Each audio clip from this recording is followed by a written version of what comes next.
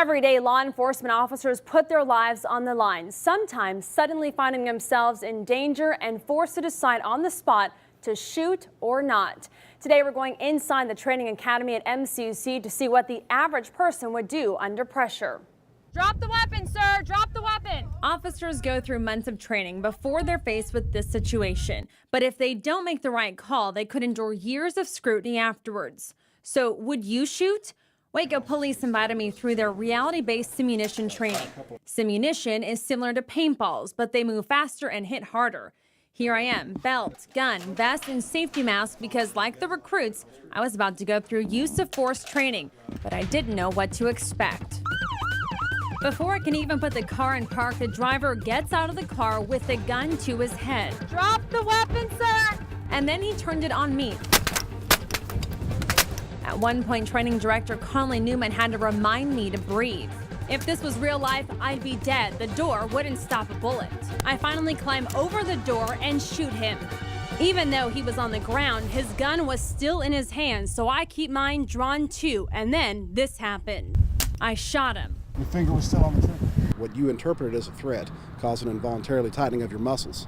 When that happens and your finger's on the trigger, that's not a good combination. The next scenario is another traffic stop.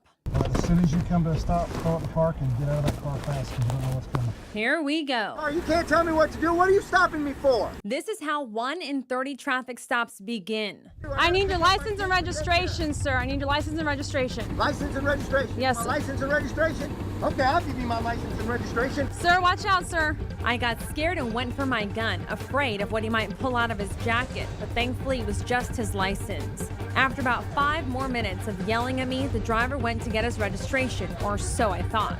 Oh, sir! Sir! What was in his car? A gun was in his car.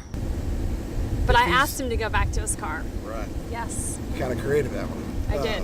I made the right decision to shoot, but I could have avoided the entire thing if I had waited for backup and kept him away from his car. In my last test, tensions were running high.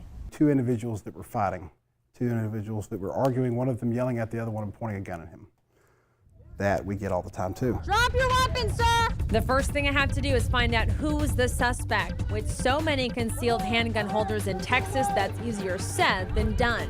He was breaking into my car. You were able to keep yourself calm and discover that he was a handgun license holder.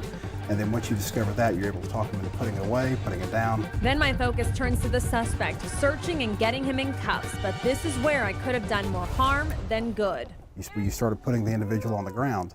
Now we ended up in a positional asphyxiation sort of situation. Which I would have known had I gone through training. At the end of the day, my reaction time was too slow in all 3 scenarios. I was trigger happy in the first one, but I was able to stop myself from using excessive force in the second and third one. Whether it's our life that could be taken, or the individual with whom we're dealing's life that could be taken, it could be our kids being orphaned, it could be their kids. And the important thing for us is that we've got to be able to answer for each and every time that we pull that trigger. If we're forced into that situation, we've got to be able to answer for that. Any shooting caught on video can be watched frame by frame after the fact, but in the moment, officers have to make a decision like that. I hope this story opens your eyes to what life is like behind the badge. You ever think about all those scenarios and details? Wow, Taina, thank you.